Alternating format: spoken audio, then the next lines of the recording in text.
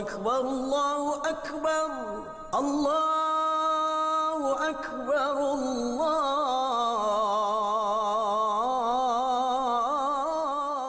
Subuh adalah waktu yang sangat istimewa. Subuh merupakan saat pergantian dari malam ke pagi, dari gelap menuju terang. Begitu istimewanya waktu subuh sehingga Allah Subhanahu wa Ta'ala menurunkan perintah sholat subuh, sebagaimana diterangkan dalam Al-Quran Surat Al-Isra ayat 78. Dirikanlah sholat dari sesudah matahari tergelincir sampai gelap malam, dan dirikanlah pula sholat subuh. Sesungguhnya sholat subuh itu disaksikan oleh malaikat. Panggilan azan untuk sholat subuh berbeda dengan azan untuk sholat fardu lainnya. Tambahan kalimat as-sholatu khairum minan naum yang artinya sholat itu lebih baik daripada tidur mempertegas bahwa sholat subuh memiliki keistimewaan tersendiri.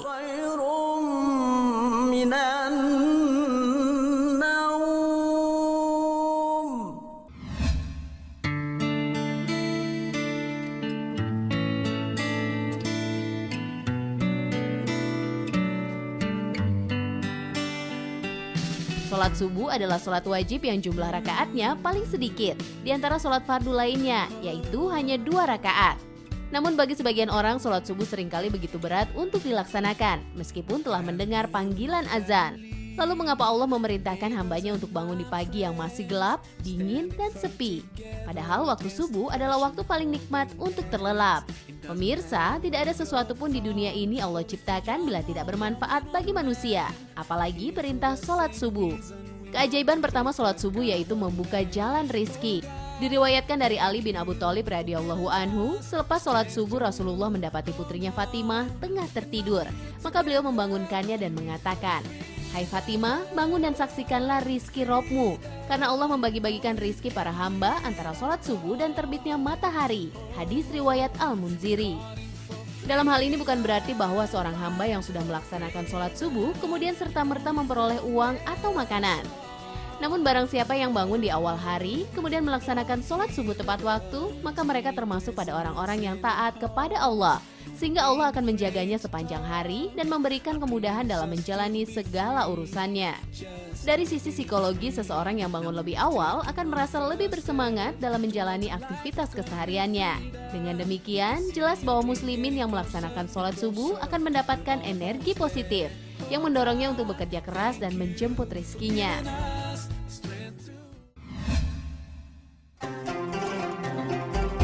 Sholat subuh juga merupakan penyelamat seseorang dari neraka. Hadis riwayat Muslim menerangkan, Rasulullah bersabda, tidak akan masuk neraka orang yang melaksanakan sholat sebelum matahari terbit dan sebelum tenggelamnya.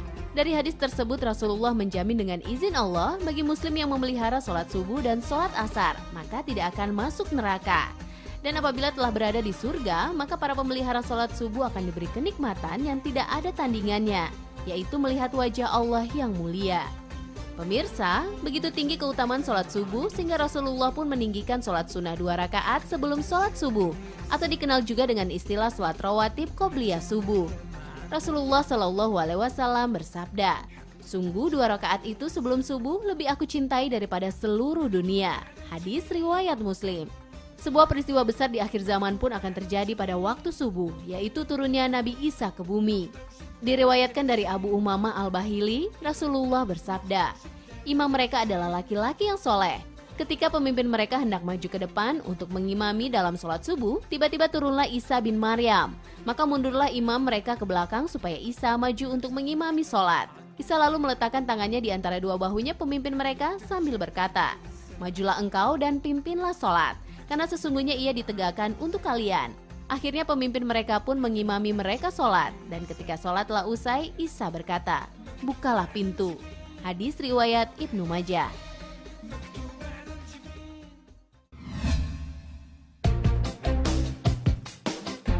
Selain sebagai penyelamat, sholat subuh sangat bermanfaat bagi kesehatan jantung. Beberapa penelitian menyebutkan bahwa puncak terjadinya serangan jantung sebagian besar terjadi pada jam 6 pagi sampai dengan jam 12 siang. Pada saat itu dalam sistem tubuh terjadi kenaikan tegangan saraf simpatis dan terjadi penurunan tegangan saraf parasimpatis. Kenaikan tegangan saraf simpatis akan menurunkan tekanan darah sehingga denyut jantung melambat. Aliran darah pun lebih banyak ke daerah perut, sehingga mengakibatkan perasaan kantuk dan kecenderungan untuk beristirahat. Sementara mulai pukul 3 dini hari sampai dengan siang, dengan tiba-tiba tekanan darah berangsur naik meskipun dalam keadaan tidur. Dan keadaan ini terjadi pada setiap manusia termasuk bayi. Sebuah penelitian yang dilakukan oleh Furgot, Ignaro, dan Murad menemukan zat nitrik oksida yang selalu diproduksi oleh tubuh manusia meskipun dalam keadaan tidur, yang fungsinya untuk memperlebar atau mengembangkan pembuluh darah agar peredaran darah menjadi lancar.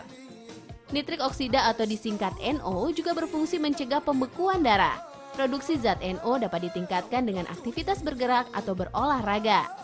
Nah, apabila seorang hamba bangun mulai pukul 3 dini hari, kemudian berwudu dan melaksanakan sholat malam, dan dilanjutkan dengan berjalan ke masjid untuk sholat subuh, maka produksi NO di dalam tubuhnya akan meningkat, sehingga dirinya akan terhindar dari resiko serangan jantung. Subhanallah. Pemirsa, sholat subuh menjadi tolak ukur keimanan seorang hamba. Hadis riwayat Ahmad menerangkan, Rasulullah bersabda, sholat terberat bagi orang-orang munafik adalah sholat isya dan sholat subuh. Padahal seandainya mereka mengetahui pahala dari kedua sholat tersebut, tentu mereka akan mendatanginya, walaupun harus merangkak. Sholat subuh bukan hanya menjanjikan hadiah dan jaminan dari Allah Subhanahu wa Ta'ala, namun Allah juga mengancam keras orang-orang yang meninggalkan sholat subuh. Siksa yang sangat pedih bagi orang-orang yang meninggalkan sholat, yaitu menghadapi sakaratul maut dalam keadaan hina, kemudian meninggal dalam keadaan sangat lapar dan haus. Ketika di dalam kubur masih akan ditambah siksa kubur, berupa kubur yang sempit dan gelap, serta disiksa terus hingga datangnya hari kiamat. Ketika datangnya hari kiamat pun masih mengalami kesusahan karena dibelenggu oleh malaikat. Tidak akan dipandang oleh Allah dengan kasih sayang, tidak akan diampuni dosa-dosanya, dan mendapat azab yang pedih lagi di neraka. Na'udzubillah summa na'udzubillah. Semoga kita senantiasa memelihara sholat subuh dan sholat fardu lainnya. Demikian Mozaik Islam hari ini. Semoga tayangan Mozaik Islam hari ini mampu meningkatkan iman dan takwa kita semua. Wassalamualaikum. مثل الكتم عنده سر حكمة ترجع